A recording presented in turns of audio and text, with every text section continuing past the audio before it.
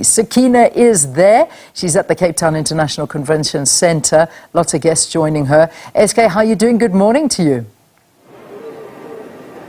Well, good morning, Leanne, and of course it is a hive of activity already here at the Mining Indaba, and of course fabulous to be back here in person and everybody quite excited for what lies ahead. As you mentioned, Leanne, this is of course the biggest mining investment conference in the world, and we have heads of state represented here as well. We have President Masisi from Botswana who's in attendance, as well as President Ishilema from Zambia, along with our very own President Cyril Ramaphosa. So that has led to a bit of a late start because of the sweep, the security checks that need to happen, but everything on point right now, ready and rearing to go. We expect the conference program to kick off in a few minutes' time, in about half an hour to be exact. But of course, everybody here, the investors, and as you pointed out, the minerals that we have, and looking at South Africa in terms of what we have to offer, we'll talk a little bit more about the exact specifications with regard to that a bit later on in the show. But of course, just looking at the investment potential in South Africa, and we are told that last year alone, when we look at mining in South Africa, you had at least a 42% uptick in terms of what was paid out to investors and shareholders in the South African mining industry, and in rand terms, 76 billion rand paid out to those investors. So in spite of the COVID-19 pandemic, in spite of a 20% increase in investment and operational costs, you still had a bumper year in terms of payouts and dividends for investors in South African mining. So let's speak now to our guest, first guest with us this morning, Dr. Rebecca Maserumule, who's the Chief Director, Hydrogen and Energy in the Department of Science and Innovation. Thanks so much for speaking to us this morning. And of course, just looking at South Africa and what we have to offer, hydrogen, clean energy, that of course is going to be the next big one for us. Yes, you know, South Africa has the platinum group metals. We're top in the world. We have the solar, the sunshine, the wind, as well as capabilities in the country to actually move in towards a hydrogen economy. A few weeks ago, we launched a hydrogen society roadmap, and really it's saying that if we work into that direction, there'll be close to 3 million jobs to the economy by 2050 if we do that. So this is jobs across iron and steel sector, the power sector, as well as manufacturing of electrolyzers and fuel cells. And this is by beneficiation of platinum group metals that we actually have in the ground in South Africa. So this is very exciting. And really the jobs are across the whole entire value chain, from artisans through to masters and PhDs. And for South Africa, which has a high unemployment rate, I think as we move towards a just energy transition, really we can't do it without minerals beneficiation. And really taking the endowment that we have in South Africa to ensure that, you know, part and parcel, the communities as well as the people of South Africa also benefit as we move towards the future. For instance, we have the top manganese in the world, and many batteries that you can, you know, are for decarbonization could be based on battery chemistries in South Africa, and then also platinum group metals, fuel cells. You know, close to 30% of your cost comes from PGMs, and we've done some studies that show that if you deploy fuel cells in South Africa, you can actually increase the tax revenue for South Africa, as well as increase revenue in the platinum group mining sector for South Africa. And I think we have the innovation, we have the capabilities. I'm not sure if everyone's aware, last week Friday, Anglo launched the heavy-duty truck that was run by fuel cells, the first in the world.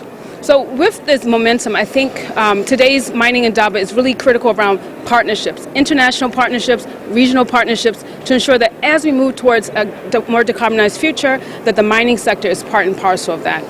So let's talk about that, because listening to Minister Gwede Mantashe last night speaking at a Brand South Africa event, he was talking about how people say that the mining industry in South Africa is a sunset industry, but of course it is actually sunrise, because maybe going down on the gold production side of things, but there's so much else to look forward to. You talk about the PGMs and the fact that we have the world's greatest number of reserves sitting right here under our soil in South Africa. So with the beneficiation conversation, in terms of innovation, how are we looking? Because obviously the world is going to want clean and minerals that are produced in that way. So how are we faring in terms of innovation and how to mine all of this?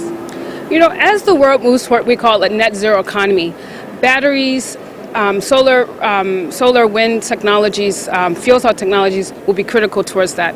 In South Africa, for the last 15 years, we've been funding a program called Hydrogen South Africa, which is looking at picking our PGMs in the ground and beneficiating and creating catalysts that can help you create green hydrogen. So we've been doing this successfully. We've produced close to, I think, over 300 masters and PhDs successfully in South Africa. I think over 30% are women. So we know we have the capabilities to create the innovation. We've been, you know, in terms of patents, we have close to over seven patents granted across the world. So we actually have the capabilities to do innovation in South Africa. So we launched under COVID-19. We actually deployed fuel cells for field hospitals to support the Department of Defense to power field hospitals. So for the last 2 years, we've been powering a field hospital using fuel cells. So we can do this successfully. And this is based on Hydrogen South Africa IP, but of course in partnership with international and local partners in South Africa. And also just on the innovation front, with regard to the old days where people had to literally crawl down into the belly of the earth in order to mine these minerals. Let's just talk about some of the innovations and how far we've come from them. Well, one of the challenges is when you do underground mining is the issues of air quality. So most underground mining vehicles are diesel-based, which means you have issues of particulate matter underground. But if you transition to battery electric or fuel cell electric underground mining equipment, you don't have the issues of air quality. So, I mean, a lot of mines use lots of electricity to actually clean the air.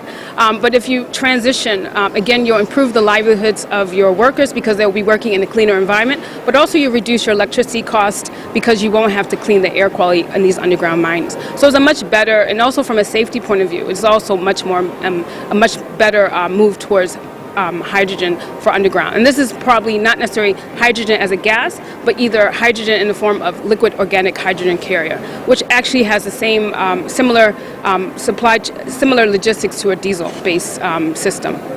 So all in all, you'd say we're looking good as South Africa and mining all of these mineral reserves to the benefit, of course, ultimately of all South Africans. Yeah, I would say that mining is a sunrise sector in South Africa. It's not going to go down because net zero economy based on batteries, fuel cells and solar and wind is based on minerals. And if we can actually mine those minerals in a clean way, in a smart climate mining approach, then definitely South Africa will continue to stay on the top of the world. So, as I was saying, just taking a look at what we have, South Africa has the largest reserves of those platinum group metals, the PGMs, at 88%. We're looking at manganese and those reserves sitting at 80%, chromite 72%, gold 13%, and these are the known reserves that we are talking about. And we know there is, of course, also much more that South Africa has to offer to the tune of $2.5 trillion US in untapped minerals in this country. That is what the World Bank tells us, that's what the US Geological Survey tells us, and that's what the Department of Minerals and Energy tells us. So we will be here, we'll be talking to more people, but thank you so much, Dr. Maserumule, and talking about the innovation side of things, because that is going to be equally important as we move forward. But with that, it's back to the studio for now, and we'll be back here at the Mining Indaba shortly.